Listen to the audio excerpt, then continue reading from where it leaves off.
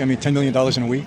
Sir, how old were you when you made your first million? I was 26. And what line of business were you in? A little different than most. Well, I was part of an organized crime group in New York.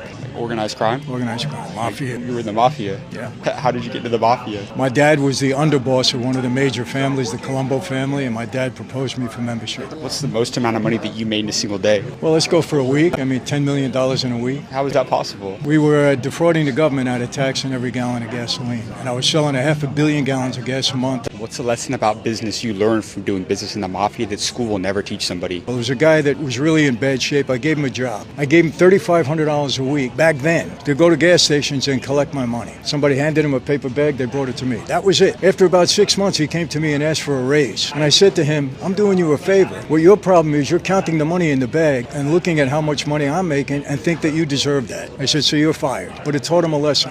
Don't count my money. Do your job. Do you believe in God? You know, I was thrown in solitary confinement. I actually spent 3 years. And it was during that time I wanted to study every religion because I thought I was going to spend the rest of my life in prison, and that would have been it. So I studied every faith, and I came out of there believing in Christianity with all my heart. I always say two things. You want success in life? Get these two things right. Number one, in this life, we are who we hang out with. And number two, who you are accountable to in life is going to direct the path that you go on. When I was on the street, I was accountable to my boss. I was a criminal. Now I'm accountable to God in my life.